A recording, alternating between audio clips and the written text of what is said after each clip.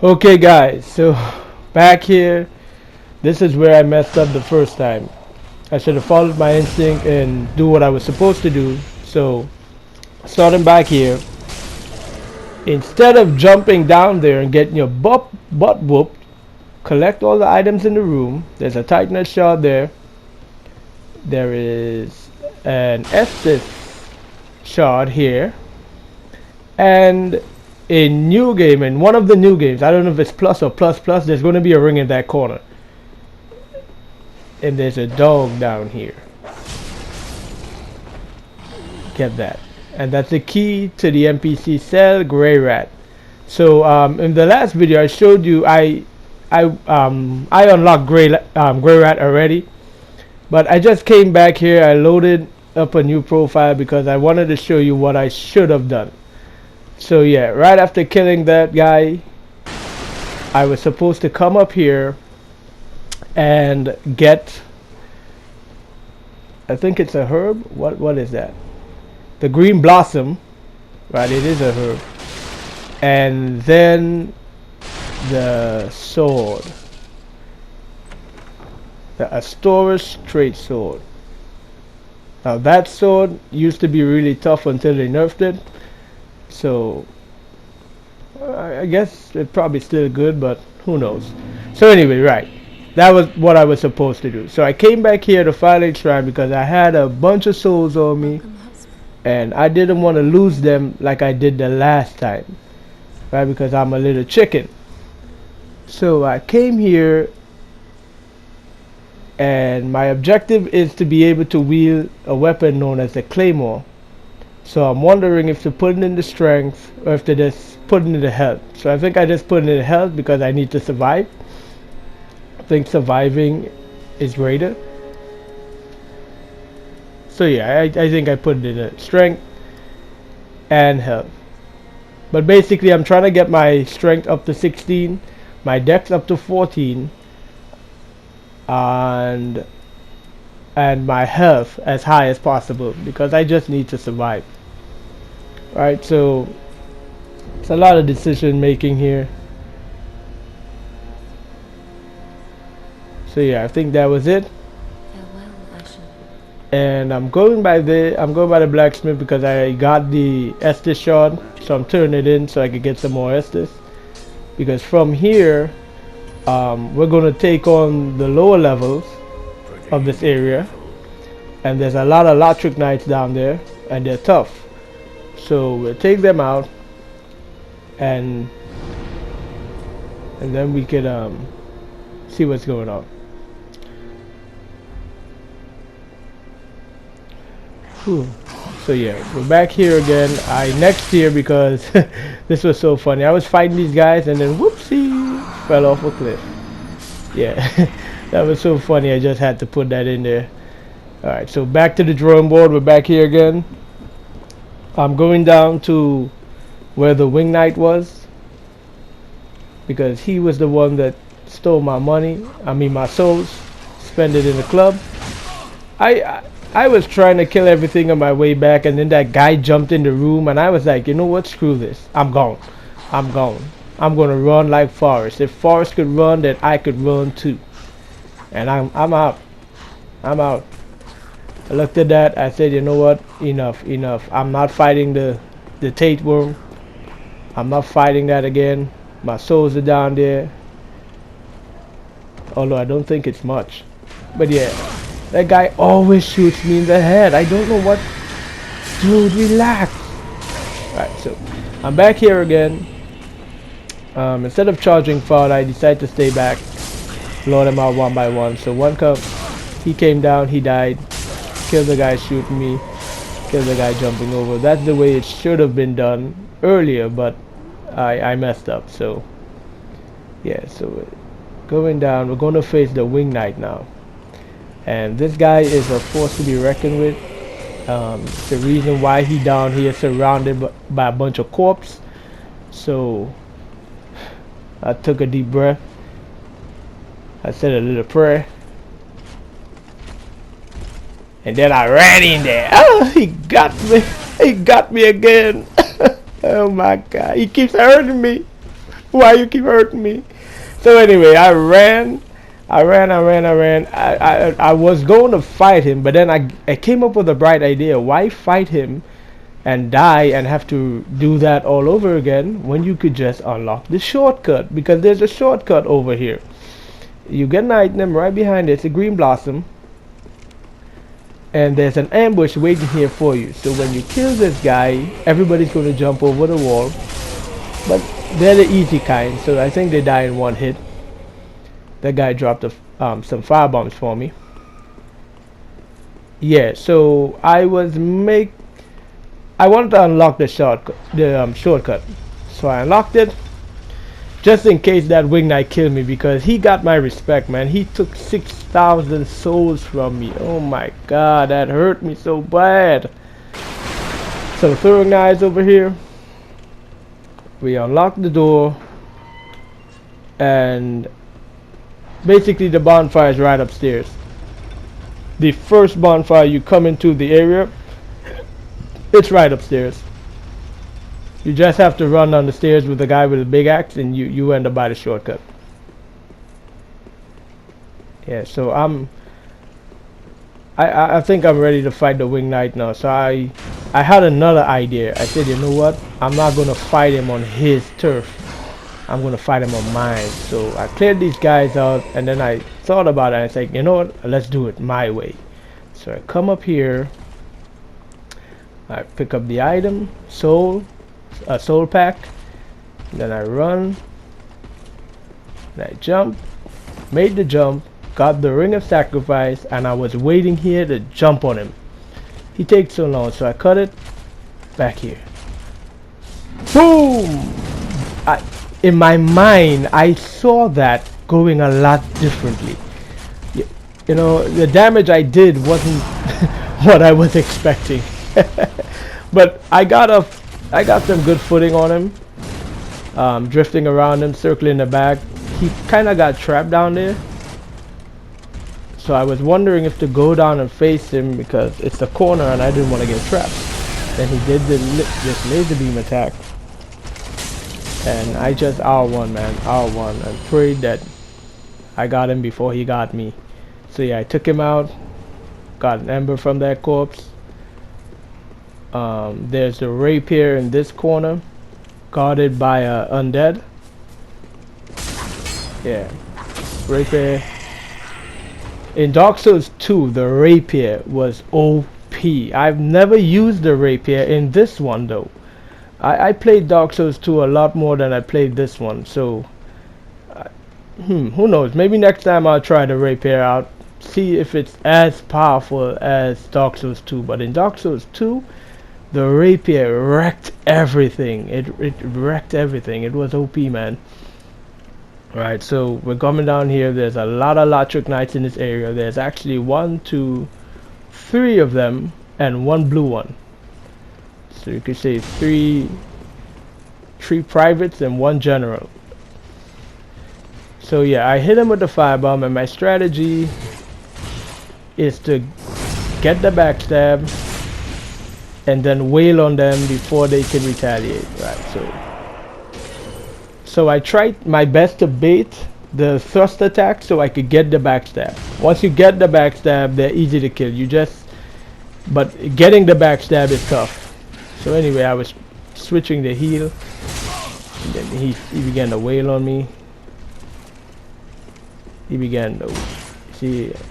I'm trying to look for the opening to get the backstab. Ah, there it is.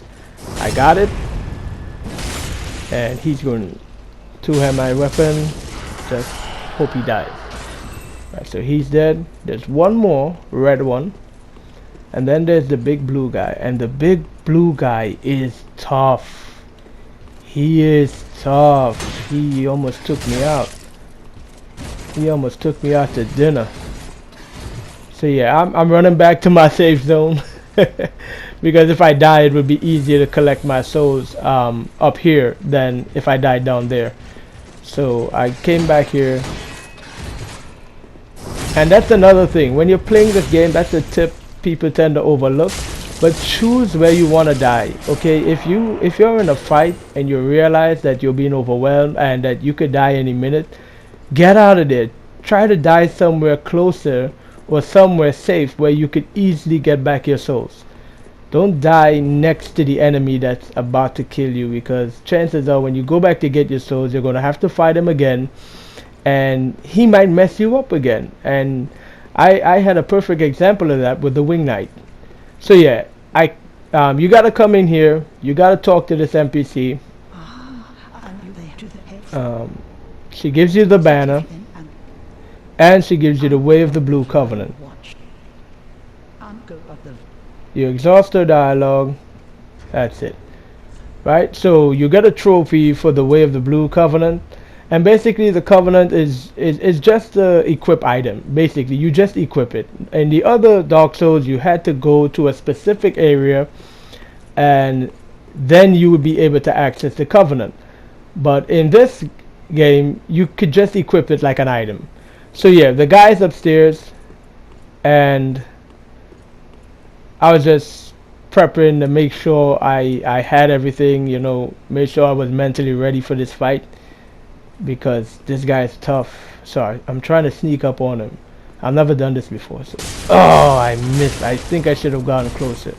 So yeah, I got the drop on him. He did the thrust, I got the backstab. Good damage. Tried my strategy, but then he recovered and he took half my health in one swing. So I'm trying to recover from that attack, so I'm trying to back to get some footing, to get my health up. I'm running away like a little baby, and he chasing me. He wants my booty. He said, you ain't getting away, boy. So I'm up here, I'm healing. He buffed his sword. Do not let him hit you when he does that, because as you're gonna see, he almost one-shot me, man. Yeah, so I'm blocking. I'm pretty much just, he's dominating right now. I can't get my footing. I'm trying to get the backstab, trying my best to get the backstab. He's not giving me the opportunity. I'm down to one assist, one thrust attack. Oh my god, look at that. Look at that. Look at that. This guy is tough. He fights like an online player. It's the closest thing you'll ever get to PvP. Oh my god, this dude's tough. I roll out of there. He's buffing his sword again, so I said, you know what, so I took the risk. I ran in there. I just R1 like crazy. Smash R1 like crazy, and you, sir, my hat's off to you. I had to give this guy a bow. I took a break because I almost died. I had to give this guy a bow. You sir fought well. Yeah, you almost beat my ass to the ground. But anyway, yeah, he was dead. So the area is pretty clear. You get a refined gem from him the first time you kill him. It's like an instant drop. It's an unmissable once you kill him. After that, I think he drops it, but you would have to kill him more. So I'm changing up my quick menu here, because I don't want to run all the way back. So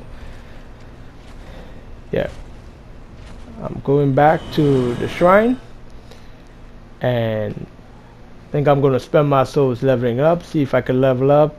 Do not upgrade the fire longsword. I mean, you could if you want to. It's your playthrough. You do what you want. But I don't intend to use the fire longsword after this level. So sorry about that, guys. I don't have the cold. I have a dry cough, and it's not going away. It's not going away. No. Oh, so yeah, what I do here, I'm making sure I have enough stats to wield the claymore now. So I'm 15. I'm missing one more point. One more point. In this episode, I basically tried to clean up everything you could do in this area. Everything. So I kill the dragon. I do as everything you could possibly do. Right, so I come back here and I'm going for the boss now. Take this guy out. So if you remember this area, right, you drop down here and then you just drop down the side here, and this is the shortcut. The shortcut, this is the axe guy I was talking about. Take him out. You could run past him, but I don't think the elevator was up, so I didn't want to take the chance. So I made sure everything was dead so that nothing's chasing me. And that's another tip when you play this game. If you're unsure, it's better to be safe than sorry. You see, if I had run past him, I would have dropped to my death because the elevator was down. So it's a good thing I took my time and killed him because I was unsure. So, you know, so if you're unsure of something, you just take your time. Take your time. No rush. The worst thing you could do in a game like this is rush. They want you to rush so that they could kill you and take your souls and spend it on booty. So yeah, this guy always attacks you when you come out the door. Be ready for that. Run down here. There's the crossbow guy. Take him out. And then there is that guy down there. Oh, he actually dropped a crossbow, which was good. But I don't want to use it, so I'm actually not going to use it. So here, you drop down here. So it's like a little skip in the area. You drop down here. The boss is right down there. So there's an enemy right here. He's a crossbow guy, but he's sleeping on the job. So you drop down, take him out. Sleeping on the job. There's a spare guy here. I don't like these enemies because you deflect off their shield. So you have to kick them to break their guard, and then it didn't work that time, but basically you kick them to break their guard, and then you kill them. So yeah, I got this guy too. There's an NPC to summon to help you fight the boss down there. That's the cathedral. I guess I was having second thoughts, but who cares? Let's get in there. Yeah, so I equipped the ring. Yeah, so basically the naked booty warrior, the samurai that we fought outside of the shrine, that's him. You could summon him to help you with the boss. It's not necessary. This boss is not that tough. It's not that tough. I mean, there are tougher bosses in the game. He's not one of them. Right, so because I have the banner, I activated the fight. What you want to do, simple. Go between his legs. You gotta hit him where it hurts. Right there. As long as you're not in front of him, he cannot touch you. He's gonna try all sorts of things to hit you, but all you gotta do is stay between his legs. Stay between his legs and spank his booty and the other part. Cause he like it when you touch those areas. Okay, so boom, boom, boom. If you notice, I'm just sticking there. He's buffing. And this is an unupgraded fire longsword. When he charges, you need to dodge. There's no other way. When he's about to do the breath though, you try to get to the back of him because it's a long animation. So you could get a lot of damage in while he's doing it. And I was in the back of him. For a minute, he caught me in two hits, threw me off my game, but then I quickly recovered, get back in there, and he's dead. Stay behind him at all times. Stay behind him. Spank his booty, boss. That was my first try, by the way. So I felt good about that. That's my first attempt at the boss. After dying so much in the level, my first attempt at the boss, and I was good. So that was really good. Unupgraded fire longsword. First boss, well, other than tutorial boss, first main boss of the game down. Yeah. So we're heading here because we're gonna get the NPC. We're gonna get the NPC and we're gonna unlock the bonfire to make our travels a lot simpler. So I'm trying to squeeze in as much as I can. trying to do as much as I can. So you run over here. You're gonna get an item, a soul pack.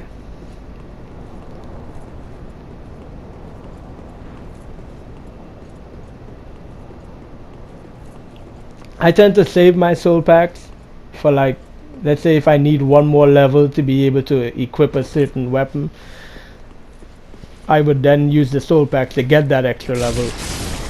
You know, so it's good to have them. I don't recommend wasting them.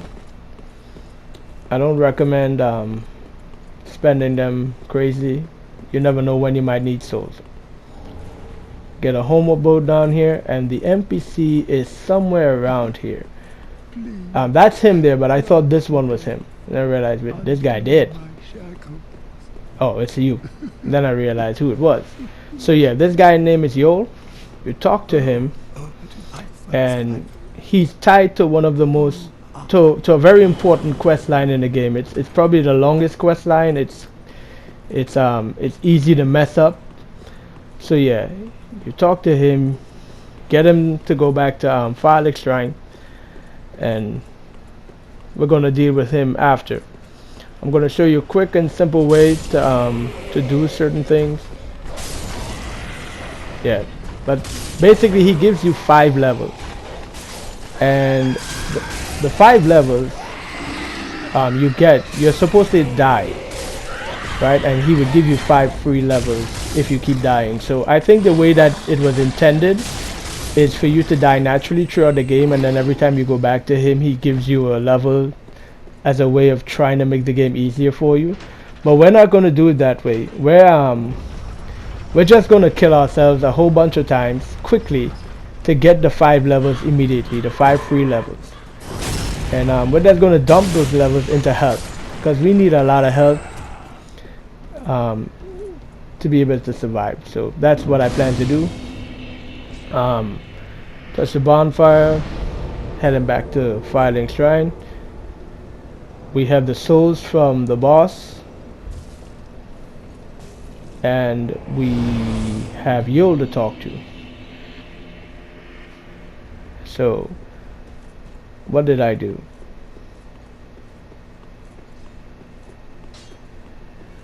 Okay, so I ran back here, checking to see if I have any Estus shards. None. Okay, I'm going for the dragon. So I came down here, and what you want to buy is you want to buy some arrows. Well, in my case, because I have the 14 decks, I'm able to equip the longbow. So I'm buying arrows. Some people mightn't be able to equip the longbow. They could use the crossbow, but I prefer the bow. So I'm buying enough arrows. You don't necessarily need a lot. Tell you honest truth, you probably need like at least 50. But I buy a lot because I intend to use this bow throughout my playthrough. It's going to be my main bow throughout my playthrough. I'm going to level it up. I'm going to have it with me to help me through the tough times. So yeah, I'm keeping the bow. So yeah, I bought the arrows. I have the souls. I don't want to waste them leveling up because I need to level up my weapon. And to get my weapon, well, you want to kill the dragon. So let's see what I do. 16 strength to be able to wield the weapon. Yep. And now we are able to wield the claymore in one hand. Before we could have wielded in two, but now we could actually hold it in one hand. So we're back here, and we're going to go get the dragon.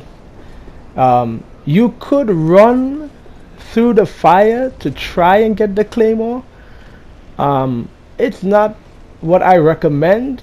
I mean, you could do it, but I'm not going to do it. But you could do it.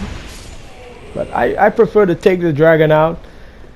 And you also get a shard for taking the dragon out, so that's a plus. So I get my weapon of choice, the claymore, and I get a large titanite shard, which I could use for leveling up. I was going to go through the door, and then I saw this guy getting up, and I didn't want him sneaking up on me. So I said, you know what, I'll take them out. because I don't want to go through that door and then they sneak up on me and mess me up. The mimic's still in here. I haven't forgotten about the mimic. It's just not that time to deal with him yet. Yeah, so I'm just leaving him there. So yeah, the dragon's there. I ran out. My objective is to get the dragon to breathe fire and kill everyone. He did it. He killed the majority of enemies. There was only a couple, so I take him out. This guy too. Right, now everybody's dead. It's my turn to take out the dragon. Very, very simple. In my case, I equip the bow. You get a bow. If you could use the bow, you use the bow. You stand right here. Not too far where you could get burned, but like right here. And you just simply aim for the toe. Or for the nail. Yeah, aim right there. You hit him, and I'm trying to turn the camera so you can see the damage I'm doing. So yeah. If you can see it, it's a red line that pops up on the screen. I think it's 70. That's what the line says, 70. So I'm doing 70 points of damage per arrow. Right? And you just need to keep doing that. You just need to keep doing that. He cannot touch you with the fire. He's not going to fly away like in part 1. Because in part 1 there was a dragon on the bridge, and when you shoot him with the arrow he flies away. In part 2 I'm not sure there was a dragon on a bridge breathing fire. I knew there was a lot of dragons. There was actually an entire area dedicated to dragons, an area in the game where there's a whole bunch of dragons, and yeah. But yeah, I think this scene right here is a direct shout out to Dark Souls 1, to the dragon on the bridge. Yeah. This game is, well, supposedly the last Dark Souls game, so I think they did a lot of shout outs to all the different games too. They put a lot of things inside of it that belonged in the first game and in the second. You know, I spent a lot of time playing the second part 2, but not this one. So it's a learning experience for me too, even though I knew some tricks. So anyway, I take him out. We get the large titanite shot. That's a bonus, but what we really want is now we don't have to worry about getting burned. He can't barbecue us anymore. He gone. So we get a club, we get a soul pack, and then we get it. What do you? That's Excalibur. You know, the claymore, the legendary sword of legend. I'm so happy. Yeah, I'm so happy. Claymore. I like that weapon. I used it in Dark Souls 1. I used it in Dark Souls 2. So why not use it in Dark Souls 3? You know? So I intend to. So boom, my claymore is here. Oh, I was fat rolling. That's the term they use when you roll heavy like that. So took off the chest plate. I was rolling good, so I roll like this from now on. And I was testing out the move set. I think that in this game it moves a lot faster than the other games. I can't put my finger on it, but it's like everything in this game, part 3 of Dark Souls, it moves quicker. It's faster. Your reaction needs to be faster. The attacks are faster. The great sword swings are faster. Yeah, I was experimenting with the skill.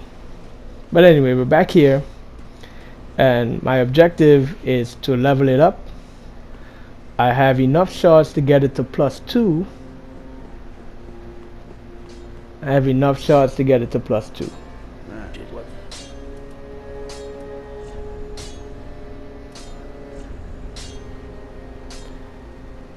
I don't have enough to refine it, enough souls to refine it, but basically I want to infuse it, with a raw gem. I want to make it raw.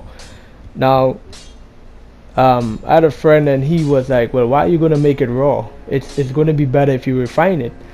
if you put a refined gem on it.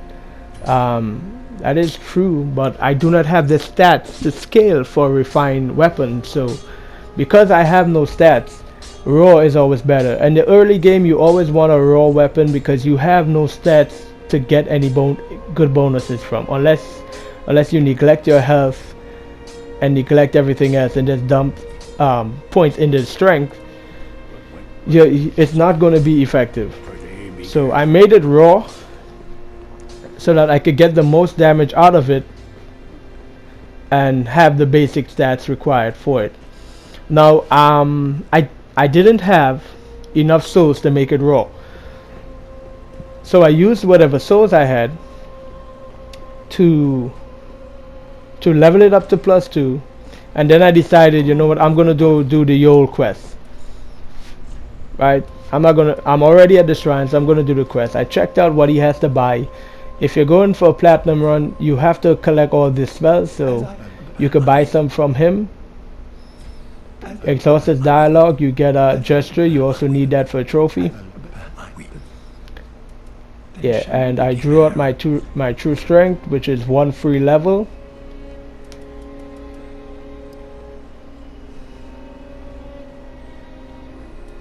Right, and I put it in intelligence. Now the reason I put it in intelligence is because there is an NPC you need to talk to, and he only talks to you if you have 10 intelligence. It's Oscar or some old name. As I approach the NPC, I would let you know, but basically he's a little far off in the game, but I will forget. I will forget.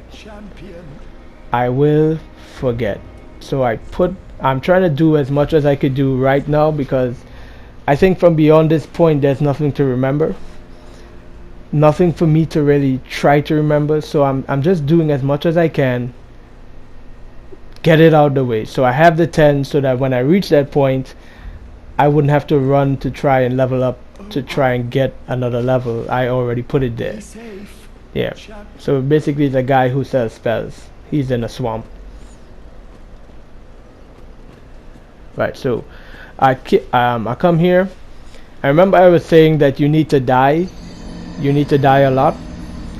Well, here, this is how I do it. I come back to the first bonfire you ever encountered, and you just run off the cliff, and that's it. You do that at least 20 times. At least I think I did it 20 times, so I'm not sure the exact number you need to get the 5 souls from the guy, but I did it 20 times. So I just showed you that my hollowing, there's a stat now called hollow. If you look at that stat, there was 2. So I kept doing it until now. I did it 20 times. So if you look at the stat, so if you look at the stat, right underneath level there's hollowing, and there is 20. So I died 20 times here, run off that cliff 20 times, and I'm going back to Yol to get the souls, well, to get the levels.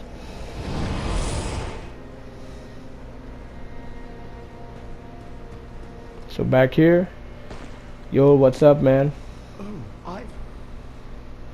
So you draw the strength. So I already got everything. I wanted an attunement slot, but I realized I already had one, so I didn't decide to put in attunement. I'm just dumping in health now.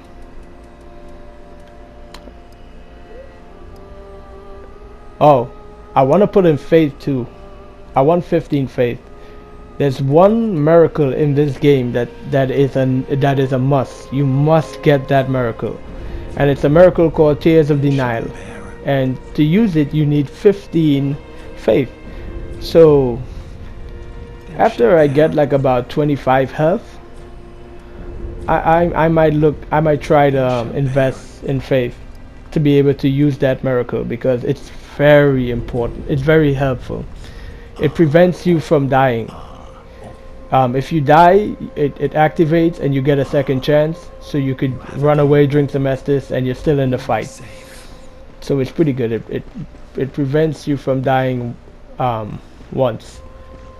one time, and then you're on your own again. So yeah, this is pretty much it, I guess. Oh no. So yeah, I pretty much went off screen and I farmed for the extra souls. Oh no. To get the quest line to progress further, after you took the 5 souls from him, you have to die one more time.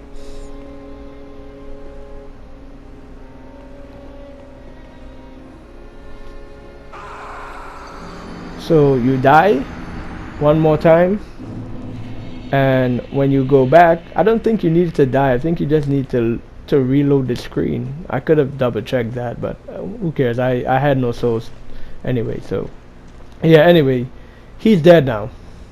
He's dead. His part of the quest line is over, and because he is dead, this woman appears. This lady, her name is Yuria, and she gives you a gesture, and you could buy a lot of stuff from her.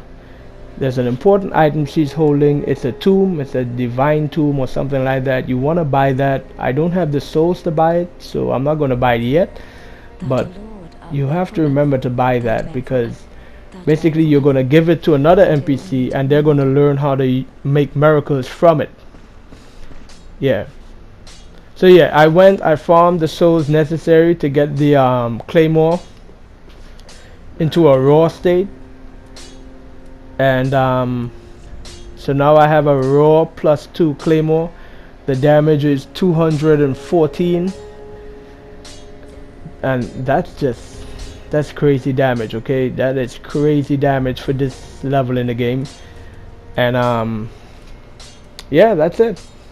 So that's the end of this video. That's the end of the High Wall of Lothric. There's only one more thing to do, but I can't do it yet because I need to kill the 3rd boss. And that's basically it. But pretty much everything in that area is covered. All the items, I think I got them. So yeah. So listen, I hope you guys are enjoying this. I am enjoying this. I'm still kind of new. I'm still learning as I go along, but I'm having fun, and I want you guys to have fun too. Later.